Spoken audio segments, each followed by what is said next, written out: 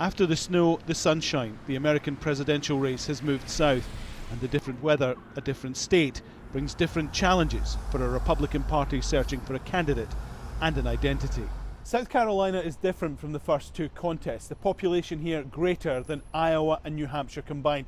The diversity of the population different than Iowa and New Hampshire combined. The challenge for the Republican Party is to tap into that diversity so that their voters don't just look like Republican voters from Iowa and New Hampshire. In South Carolina, although it is a much more diverse state in terms of ethnicity and race, the Republican Party remains a largely white party. It's not deepened terribly its reach into citizens of color, particularly African Americans and Latinos.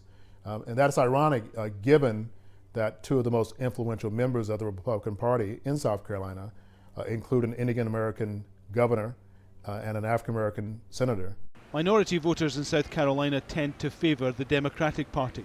But one Republican presidential candidate told me he thinks that's about to change. The Democratic Party has tried to convince blacks that they're the only option. But I think more and more people are actually starting to open their eyes and say, so where has that gotten us? We have more poverty, more crime, incarceration, broken families, food stamp, everything is much worse. So maybe if it's not working, you should look at something else. Kamaya Porter will vote for the first time in the election in November. She says she doesn't want to see parties pandering to racial groups. She wants them addressing real issues faced by real people. Issues to me is what really matters, because you can say you're a Democrat, but then you could be saying something that doesn't really line up with what I believe in.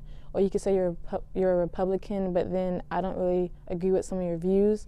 So I think it's really more passion and what the issues are.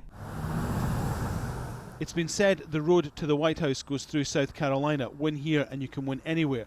But without attracting a broad base of support, it could be a hollow victory for any Republican.